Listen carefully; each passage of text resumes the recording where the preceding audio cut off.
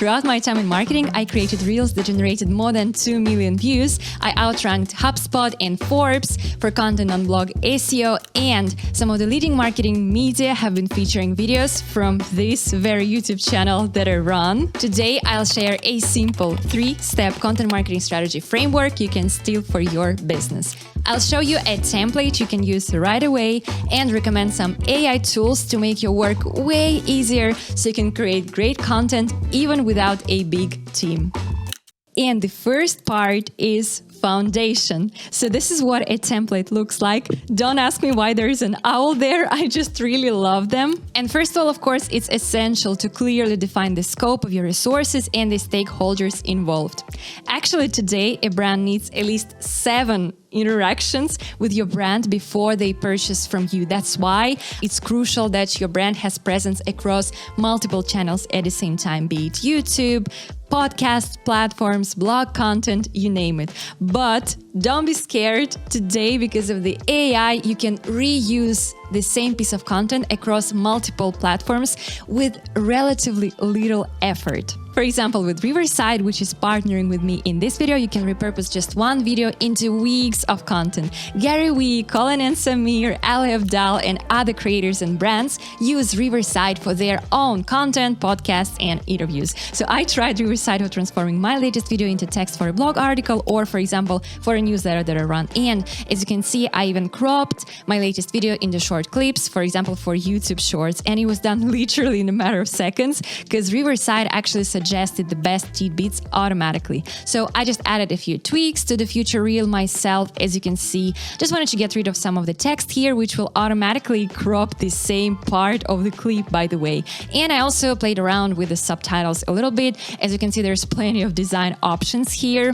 And I exported a video of a super quality. You can actually export the video up to 4K in resolution and of course in the best possible audio quality. Click the link in the description below to try out Riverside yourself. Use the code ELENA15 to get a 15% discount on paid plans. The next step here is to set clear goals. Having no goals is like sailing without a destination, and obviously your content marketing goals should be linked to your business goals. For example, let's say that your goal is to generate, let's say, 100 clients each month from content marketing, and you can then break it down by specific content channels. For example, YouTube should contribute 10% of this goal, right? So that means that you need 10 clients from YouTube every month, and if it's a new channel from you, I would say aim for a very, very pessimistic conversion rate, for example, 0.2%. So I mean conversion from a view to a paid client. This way, as you can see, you'll need to generate at least 5,000 views on YouTube every month. And step number 2 is the actions that you take. And let's start with developing a content calendar, of course.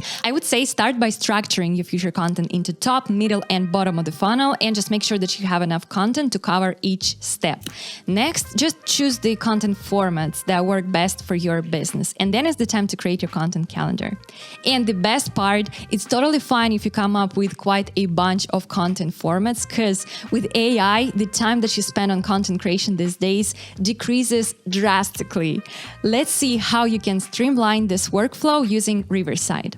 So I want to create a piece of content on copywriting tips, and with Riverside, I'm going to turn it into 43 pieces of content. Here's how. First of all, I have this script outlined. It's more like talking points, I would say, and I could record myself using their in-build recorder, and I can even do it with a mobile app. As you can see, the mobile app is super handy as well. I can even alter the exposure, the temperature like this. I can choose a background, but I prefer to keep it without any background this time, I think.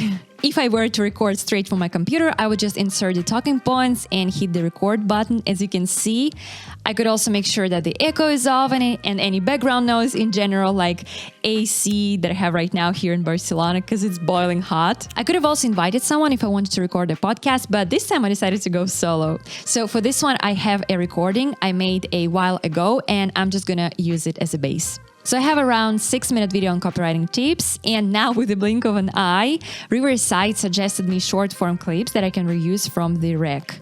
I can also get an AI-generated show notes in case I want to place it on a podcast platform. It also provides timestamps for the topics I covered in the video and makes it super easy for me to create chapters for my YouTube video for the description box. And writing the video summary now literally becomes a matter of just 2 seconds. And I can also export a whole transcript from the video and paste it into my Notion page. Later on, I'm gonna reuse it for a blog content, and for example, I can make a series of 8 emails out of it because the video consists of 8 parts. I'll also use the full transcript to generate a few blog articles, so I'll simply copy-paste the transcript generated by Riverside into ChatGPT to create a full article. I'm just gonna take a look at the full recording right now. So I can improve the speed, so it will automatically cut off all the pauses and it will remove all the filler words. Let's add some background or just, some color on the background. Let's go maybe with this yellowish, just to make it stand out a bit. I can easily adjust the dimensions of the clip to cater to LinkedIn. And of course, for LinkedIn, let's add captions. I really love those black and white ones. I also want to export just an audio for my future podcast. And as you can see, I can do it with one click. I can also add some music to the background, either from their collection of royalty-free music, or can just upload my own. And of course, if I want to add something else to the video, I can easily send it to my video editor because I can export it to Premiere or Final Cut. And here we go. Honestly, I used to spend weeks searching for freelancers for each of those tasks. Now everything can be done by one person straight from your browser. I usually love dedicating briefs for each content format, and you can find it in this template as well. Simply click New, select the type of content that you need, and it will automatically populate the right brief. The next part is identifying your target audience. When you work on this, forget about all the templates of the so-called buyer persona that you can find on the internet. Mostly they are useless. I would say you need to find the answers to the 3 key questions. What pain points do they have related to your product? How can your content help them solve these issues? And where do they spend time online? And of course, knowing your target audience is important for so many aspects of content marketing. And it's not just idea creation. It's also the tone of voice that you use. That's why I added a section on tone of voice and brand guidelines to this template as well, and you can find some of the best practices to follow. Competitor analysis. Definitely do not limit yourself to just looking at your direct competitors. Check out your indirect competition as well. Sometimes your direct competitors simply suck at content marketing, especially if you work in the so-called boring niche. If you're a small startup, you're just starting out and you don't know about all the similar players in the industry, I'd say check out Product Hunt. And when it comes to blogs, I usually dig deeper into their top 5 articles, so you can see what makes them perform so well. I love using SEMrush to see what others are ranking with the keywords that I care about, and this way I also find out the top blog articles they have. And of course, always make sure to scope out their top YouTube videos, Reels, and TikToks. I usually sort out the most popular videos and then just figure out why they're doing it so well.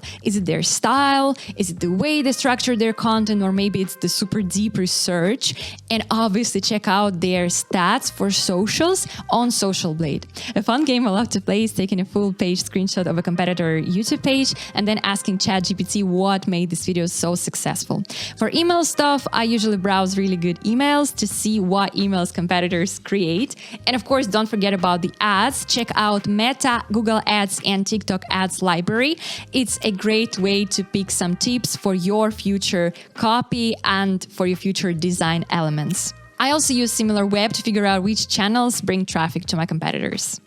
And the final part here is the analysis. Personally, I love creating Looker dashboards, so I create a separate report for each content channel and then I combine them all in just one Looker dash. It's super handy because you can just send a link to your manager or to your client and they'll see all the reports that get updated real time. In my template, you'll find essential KPIs for each channel, and ideally you should be checking your performance weekly and monthly.